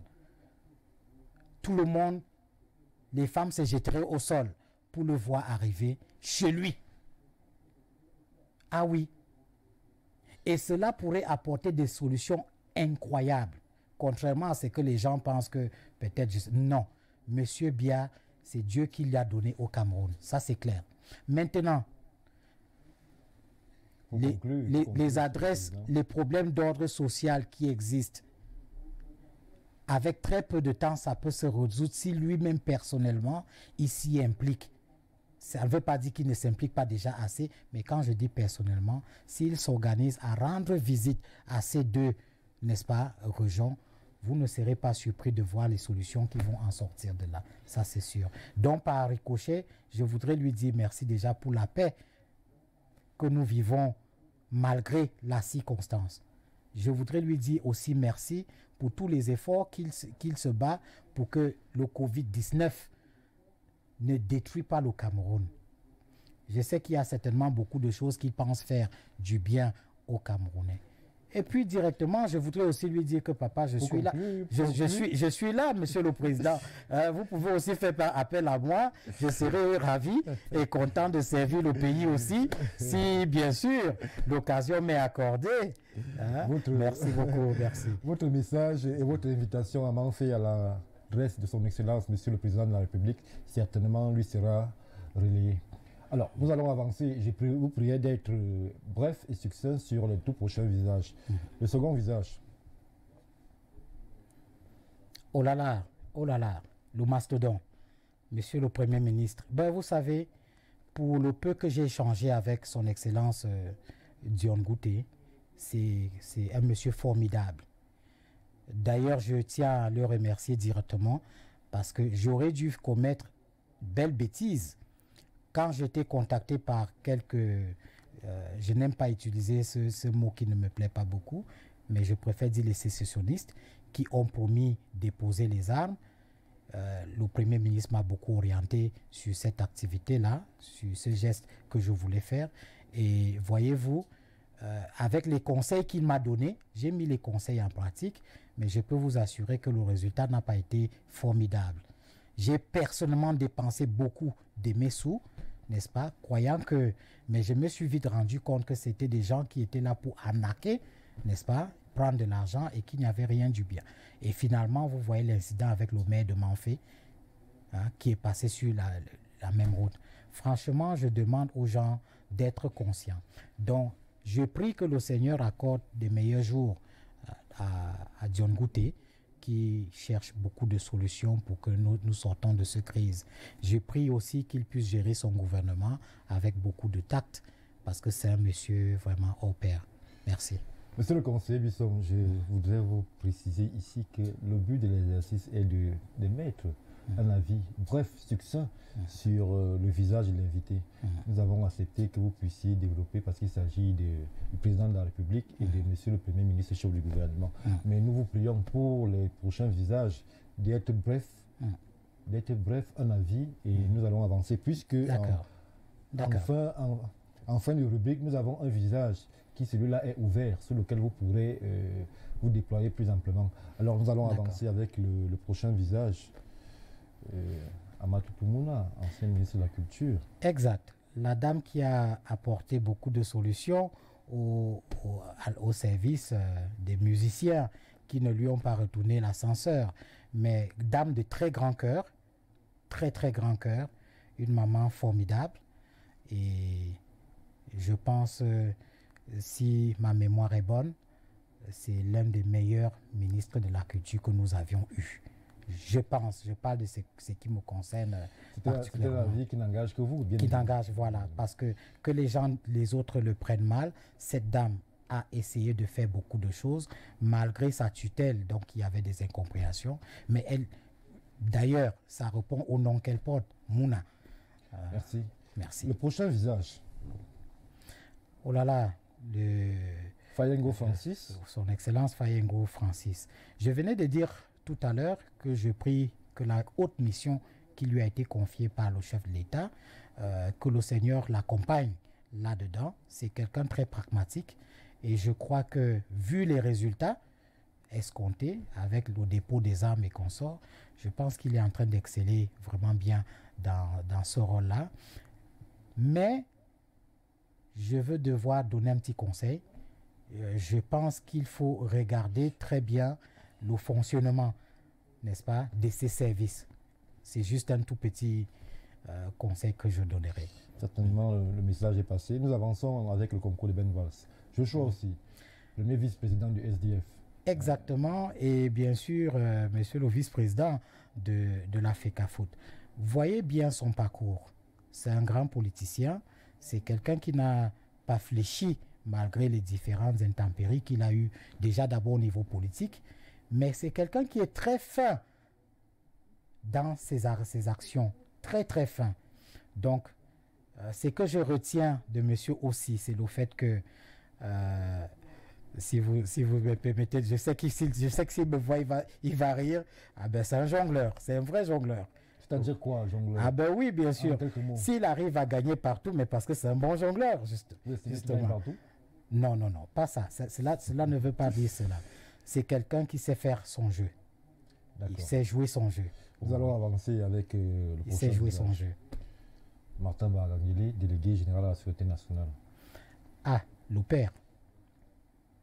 J'ai eu à avoir la chance d'être reçu par le délégué général à la Sûreté, justement par rapport au problème que nous avions, au problème des sécessionnistes.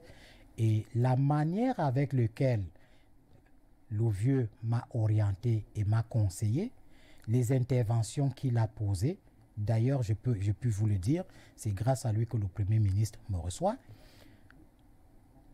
Je sais pas. Il a en lui, je crois, ça coule dans le sang. Donc je dirais merci beaucoup à ce papa-là qui m'a beaucoup orienté, qui m'a beaucoup guidé. Je dirais merci aussi beaucoup pour ce qu'il essaie de faire pour la police camerounaise. J'exhorterai, je lui demanderai de ne pas négliger les zones anglophones. Parce que la police camerounaise, j'ai constaté, quand il y a certains contingents de la police qui sont versés dans nos zones, il y a un peu de calme. Parce que l'homme policier, c'est son travail. Il sait... Merci. Voilà, donc on aurait beaucoup besoin de son appui. Avec le prochain visage. Monsieur le maire. Je crois que vous êtes exprimé assez longuement à son sujet. En quelques mots, s'il vous plaît. Comme vous le voyez d'ailleurs, de par son visage, c'est quelqu'un de très serein, très calme. Je dirais merci, monsieur le maire, parce que je suis très surpris de la manière avec laquelle il règle certaines situations. Je prends tout simplement le cas du centre-ville, n'est-ce pas? Sans bruit, vous n'allez plus voir les vendeurs ambulants et consorts qui sont. Vous l'avez déjà dit, monsieur le conseiller. Donc, je dirais... Mais je vais ajouter pour dire que le grand conseil, le maire de la ville fait appel pour certaines concertations de ces grands conseillers, afin que nous aussi nous ajoutons un peu d'idées dans ce qu'il veut faire. Qu'on l'accompagne, c'est notre rôle. C'est ce que je dirais. Merci. Nous avançons. Paul Tasson. Félicitations pour la nomination qu'il venait d'avoir. Mes regrets, sincèrement, par rapport aux destructions qu'il a subies chez lui. Nul ne peut accepter ce genre de choses. Mais c'est un homme de grand cœur et je pense que la mission qui lui a été confiée, il peut toujours faire appel aux coups types comme moi et les autres afin que nous lui apportons un soutien indéfectible. Donc, une fois de plus, félicitations. Je crois que c'est un choix franchement très acceptable. Merci. Nous continuons avec le prochain visage. Le général Elokobi.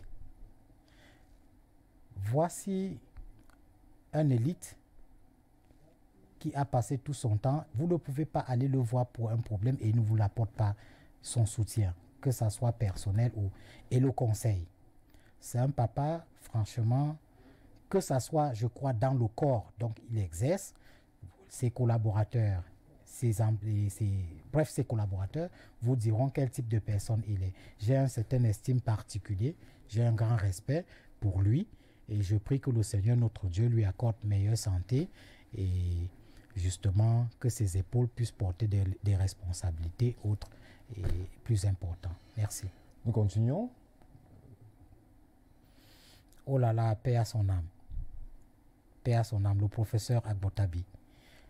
Je présente une fois de plus mes condoléances à sa famille, à mon très cher ami Samuel Agbotabi. J'ai une haute respect et estime, même comme à un moment donné, il y avait pas mal de problèmes avec beaucoup d'élites de chez nous vis-à-vis à sa façon de gérer certains problèmes et consorts, mais cela reste toujours dans ma mémoire comme l'un des élites, n'est-ce pas, qui se battu pour que beaucoup d'anglophones puissent intégrer la fonction publique. Je l'ai vu personnellement se battre à plusieurs cas pour faire intégrer beaucoup dans la fonction publique. Et ça, c'est quelque chose que nous attendons des autres élites à peu près de même rang que lui. Donc que le Seigneur veille sur notre papa, quel qu'en soit où il est en ce moment. Merci. Merci. Nous continuons. L'OMINDEF. Bon, je n'ai pas d'affinité directe avec l'OMINDEF, mais le tact avec lequel ce monsieur, au départ, les gens auraient cru que c'était quelqu'un peut-être faible d'esprit et consort. Je crois que maintenant, ce n'est plus le cas. Je crois que ce n'est plus le cas.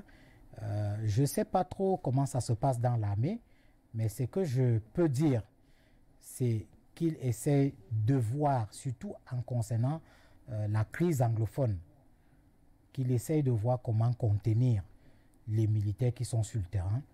Parfois, certains litiges peuvent se régler de façon amicale. Parfois. Donc, le dialogue, je crois que dans ces services, qu'ils prônent un peu plus le dialogue, qu'on mette un mécanisme. Bon, à l'impossible, nul n'est tenu, ça on le sait. Ça on le sait. Mais vu déjà les pertes que nous avions, s'ils peuvent envisager autre solution que ce qui se passe maintenant, je crois que ça serait une bonne chose. Et je lui tire chapeau, franchement, pour la beauté. Donc, notre armée tient un visage. Merci. Nous continuons. Pour la Tangandji, je tiens à préciser ici que c'est le visage ouvert de cette édition. Vous pouvez vous exprimer à son sujet un peu plus amplement. Je pense que je connais M. Paul Atangandji, ministre de l'administration territoriale, depuis, je crois, 1998 que je le connais. Bon, il n'a pas changé. Il n'a pas changé. Ça reste quelqu'un qui te dit sa vérité comme il le pense. Oui, ça, c'est quelque chose qu'il faut noter de chez son Excellence Paul Atangandji. Je venais de dire tantôt, vous voyez, au départ de la crise anglophone, il a émis sa position, il a émis certaines idées et il était presque lynché par tout le monde. Je voyais les journaux. Bon, aujourd'hui, je crois que certaines personnes s'en rendent compte que ce qu'il avait dit auparavant, c'est ce qui se passe. Monsieur le conseiller, personnellement, s'il vous plaît, je vous aide. Pourquoi le ministre Atangandji paraît l'impression, je mets des guillemets, je fais attention à ce que je dis, paraît ne pas recevoir l'assentiment de ses frères des régions du Nord-Ouest et du Sud-Ouest, alors que justement, il est là, il a été nommé par le président de la République pour servir de relais vis-à-vis de ces populations-là. Et je crois, les caméras d'Info TV peuvent le témoigner, c'est un ministre qui a toujours essayé d'être présent partout où les populations du Nord-Ouest et du Sud-Ouest étaient affligées. Pourquoi ce double sentiment à l'endroit du ministre de l'administration territoriale? Bien, je ne veux pas juger quelqu'un, mais sachez-le, on n'est pas roi. On n'est pas politique, vous avez cette permettez-moi d'évoluer. Le ressenti du terrain. Permettez-moi d'évoluer. On n'est pas roi chez soi.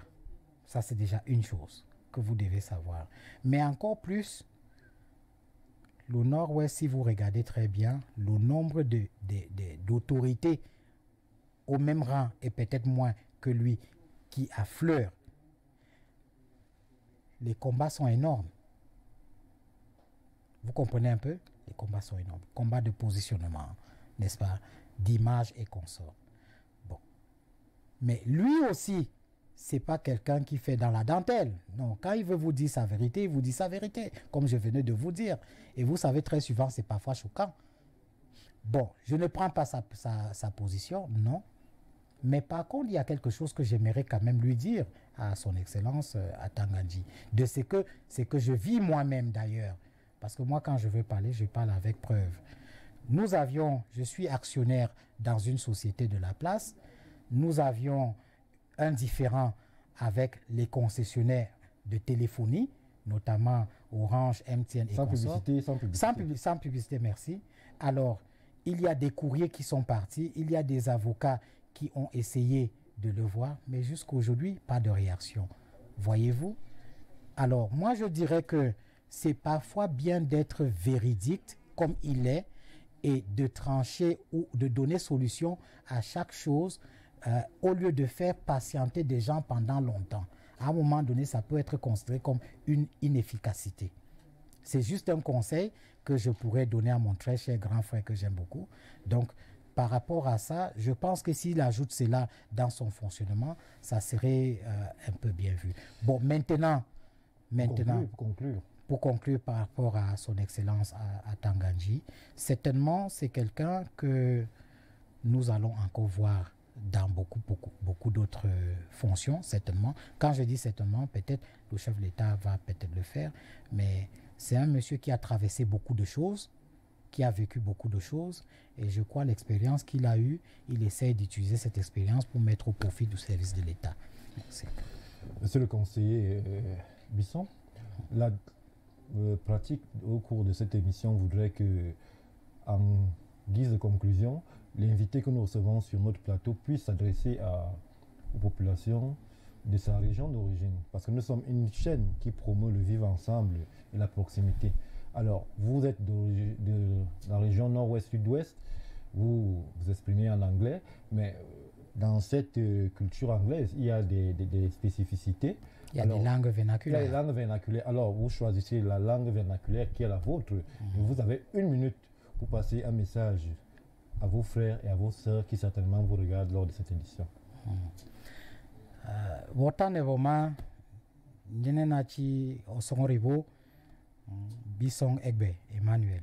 Nchi Monchang, Mota Songfi, Nkai Sive Echong. Wondek Babangame, Sendem Kepe Mandu, Du Barakane, A Konsen Vese.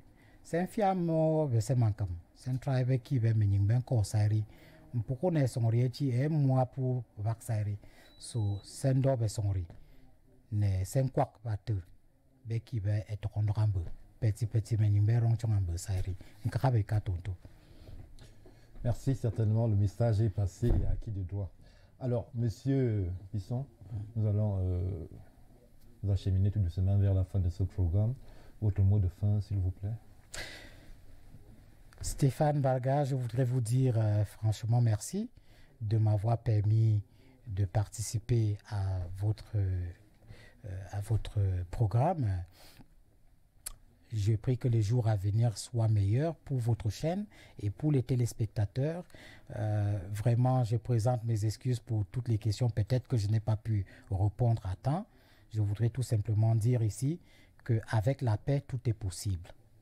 Avec la paix, tout est possible. J'attire l'attention aux différents potentiels patrons, à savoir que luttons tous ensemble pour avoir une paix durable. Tous ensemble pour une paix durable. Évitons de faire des choses qui blessent des gens. Ce n'est pas bien. Que ce soit pour Yaoundé 5 ou alors pour tout le Cameroun. Je vais attirer l'attention aussi de nos frères qui sont dans la diaspora de temporiser. Parce que ce n'est pas en dénigrant le pays. Parce qu'en dénigrant le gouvernement, c'est le pays qu'on dénigre. Mais le linge sale se lave en famille. Et je pense que les anciens gouvernements, c'est-à-dire les anciens premiers ministres, n'est-ce pas, mettaient en place une possibilité pour avoir un diaspora solide. S'il vous plaît, ce n'est meilleur nulle part. Si vous regardez dans plusieurs autres pays, il y a des problèmes plus graves que chez nous au Cameroun. Donc je donne juste un petit mot pour dire, essayons d'être en paix. Il ne faut pas que... Le Cameroun a cette particularité formidable. Pour conclure, M. Bisson. Le Cameroun a cette particularité formidable. Que tu sois musulman ou chrétien, que tu sois SDF ou RDPC, on peut vivre dans une même maison, on peut manger ensemble, on peut partager la vie ensemble. Et ça, c'est formidable. Conservons cette culture-là. Merci. Merci, M. Bisson, pour ce message, certainement qui ira à qui de droit. Avec la paix, tout est possible. C'est par ces mots d'encouragement et ces mots d'espoir que, mesdames, messieurs, nous mettons un terme à cette édition d'À vous la parole. Certainement, nous allons essayer, autant que faire se peut, de toujours vous amener vers les chemins qui sont ceux du Cameroun grand, beau, fort. Mesdames, messieurs, tout en vous disant merci de nous avoir suivis lors de cette édition. Nous vous donnons rendez-vous certainement pour mardi prochain avec un autre style, un autre tempérament, toujours pour vous édifier, toujours pour construire notre cher et beau pays, le Cameroun. Merci de nous avoir suivis. Bonsoir.